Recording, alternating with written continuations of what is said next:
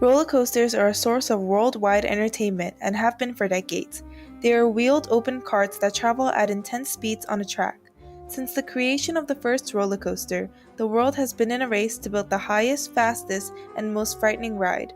Many amusement parks have opened up in various places around the world in order to give thrill seekers a chance at the experience of a lifetime.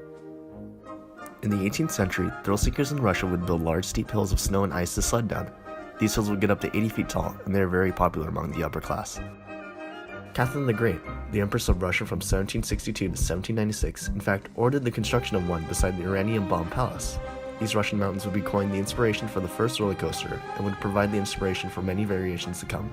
In fact, Russian mountain remains the name for roller coaster in several languages. For example, roller coaster in Spanish is La Montaña Rusa, which directly translates to the Russian mountain. The French, however, wanted Russian mountains to be operational in the summer as well as the winter.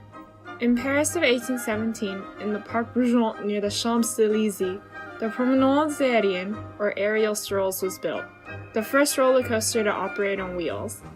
Aerial strolls was built as two carved tracks with rails to be ridden down on a fixed cart. This roller coaster inspired a thrill-seeking boom in France, and several other coasters cropped up in Paris. However, this boom didn't reach the West until the 1870s.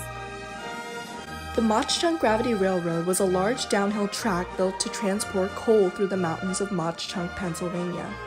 In 1872, the railroad went from carrying coal to carrying thrill seekers, and the newly named Incredible Scream Machine was open for business as America's first commercial roller coaster. It attracted a whopping 35,000 customers a year, and it had a towering drop of 1,126 feet over 18 miles. Then, in 1884, a roller coaster inspired by the Incredible Scream Machine emerged, Coney Island's Switchback Railway. The railway was wooden, slow, and only 600 feet tall. The carts had to be manually pushed by workers up each and every hill, and passengers had to climb many stairs just to board the ride. Meanwhile, across the Atlantic, the first looping coaster had already been developed. In Paris of 1846, the first loop-the-loop roller coaster was built, known as the Centrifugal Railways. It was inspired by the popular childhood toy called the Loop-the-Loop, and it sported a small loop of about 13 feet high. Inspired by the Loop-the-Loop, the Flip-Flop Railway, designed by Lena Beecher, opened for business in Brooklyn in 1895. Unfortunately, these perfectly circular loops had a very high G-force, and riders reported feeling discomfort, pain, and whiplash on the rides. This changed with the opening of a new loop-the-loop coaster at Coney Island, which was functional from 1901 to 1910. The loop in the American loop-the-loop coaster was slightly elliptical and not a perfect circle, which reduced the G-force and improved comfort for the passengers. Alas, the ride could only seat 4 people at a time, which made it very inefficient in terms of profit. A major threshold of roller coaster development was brought to fruition by John Miller in 1919. The underfriction mechanism. The underfriction mechanism helped keep the cart on the track during intense shifts in motion, and it greatly improved safety on roller coasters. This improvement made roller coaster development even more popular, and this culminated in Coney Island's Cyclone wooden coaster in 1972. It was as steep as a modern coaster and utilized John Miller's mechanisms to make it functional and fun.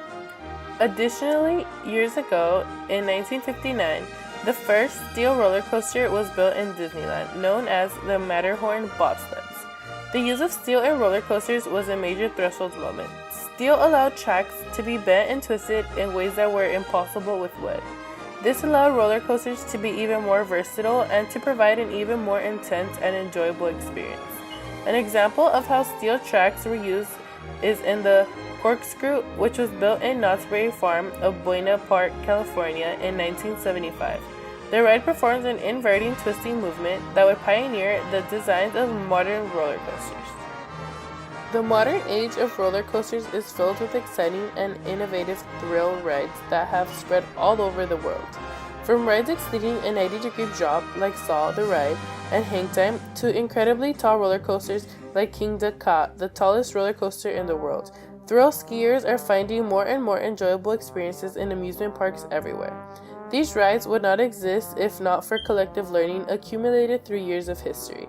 Loved by millions and fueled by innovation, The history of the roller coaster is not yet over and could likely soon incorporate virtual reality technology to further enhance the experience.